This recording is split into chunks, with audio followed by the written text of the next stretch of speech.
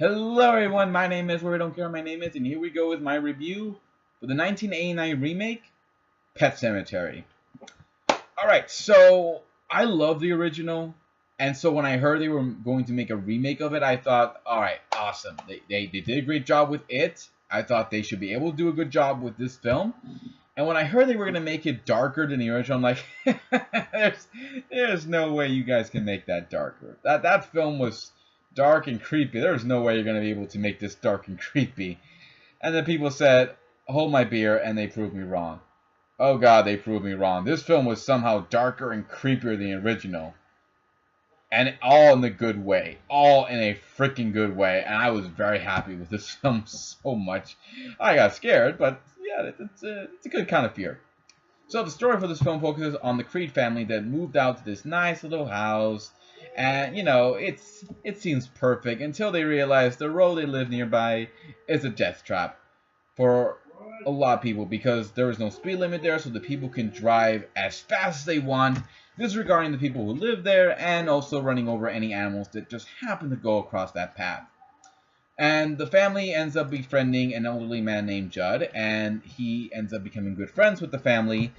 Unfortunately for them, tragedy happens when well, if you saw the trailer, you already know what happens, but tragedy happens to the family, and the father is grief-stricken. He wants to do something about it, but unfortunately, Judd is warning him not to do what he thinks he's going to do, because earlier, Judd reveals that there is a place beyond the Pet Sematary, which is misspelled. There's a place beyond the Pet Sematary where if you bury something there, it will come back. Not the same way, it'll come back darker and evil. So, father used that place to bring back the family's dead cat. Unfortunately, came back not the same way. And so he decides, after losing someone very close to him, he decides to use that place to bring back that person.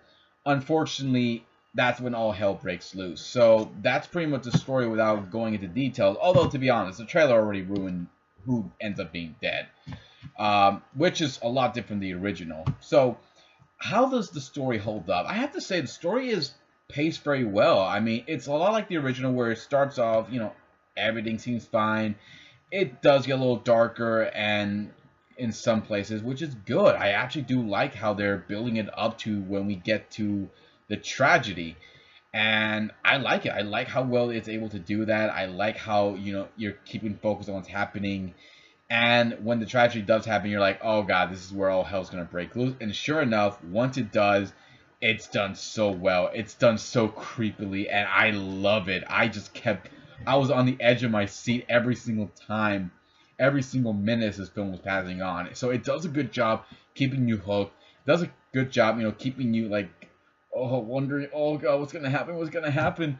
And that's what I love about it, is the fact it's able to do that. And once we get to the final act of this film, like, I'm thinking this is gonna go the same way as the book or the same way as the original story. I mean, the original film, which are both the same, but you get the idea. But no, it went in a different kind of ending. I'm like, oh wow, that is done well.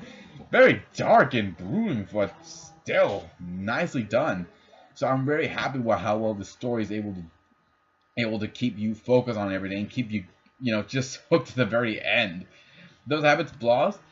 Again, you already know how some of the stuff is gonna go, and you're probably prepared for it, and you're already prepared for some of the jump scares in this, but it's still done very well. I still love how the story is done well and how it shows the tragedy at how far a parent's willing to go to get back everything that they lost. It's done very well.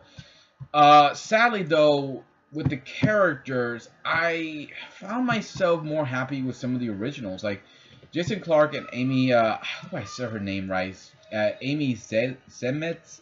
Both of them played the parents of the film, and I kind of like the originals better. I mean, don't get me wrong; they're not bad. It's just they underplay their characters in some ways, especially when we get to some of the stuff near the end, which I was disappointed with. The only ones I liked in this film, the only characters I liked was John. Hopefully, I say it, John Lithgow as Judd. I actually liked him a lot better than the original.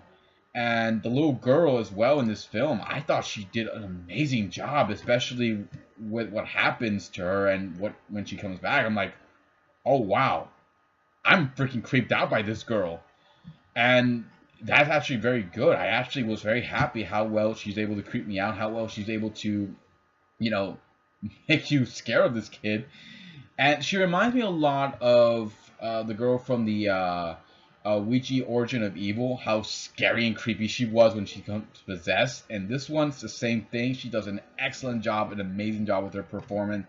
If they hadn't gotten her to play that role very well, be as creepy as hell for the final act, I'm like, there's no way they could have pulled this off. All right, so what about the visual? How's everything visually? How's everything when it comes to the fear factor? How's all of that? Visually, everything looks very good. I like the home, where the homes are at. I love the setting for the pet cemetery, and I love how creepy and dark the place there when they go into the forest and go beyond the pet cemetery. I thought that's very good. It looks so awesome. It looks so creepy as hell, and I especially love the fear in this. Like, there are jump scares, but what I love about it is they are done right. I said it before. If you're gonna do jump scares, make sure you do it right. Make sure they're done correctly and timed very well. And they do that. They are able to time it well. They do a great job keeping you in suspense, keeping you scared. So that's what I love about it, is the fact they're able to do that and do the jump scares correctly and bring that fear out of you. I'm like, oh my god, because I was like really cringing every time they did some stuff. I'm like, oh god, no. I was like, that's what I love about it. It's the fact that it's able to get you scared. That's what I love about it so much. So I love, especially the music when it comes with it as well. The music's done very well, and it fits well when it comes to some of the scary scenes. So, all right, Pet Sematary. Story, how is it?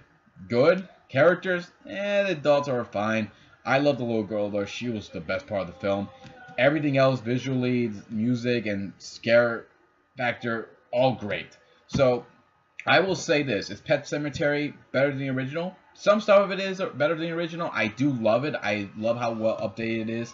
So I will say this. Pet Sematary is worth watching. If you guys want to see it with your loved ones, go right ahead. If you want to see it with your friends, go right ahead. I do not recommend seeing this with your kids.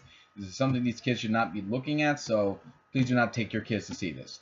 So that's pretty much it, guys. If you have a different opinion about this film or the original as well, or any of Stephen King's films or books, leave some comments below. Let me know what it's in. Hit the subscribe button. Check out my Facebook page. Check out my Twitter page. And I'll see you all next time to give you more love and more entertainment. So until then, take care, and I'll see you next time, guys. Bye.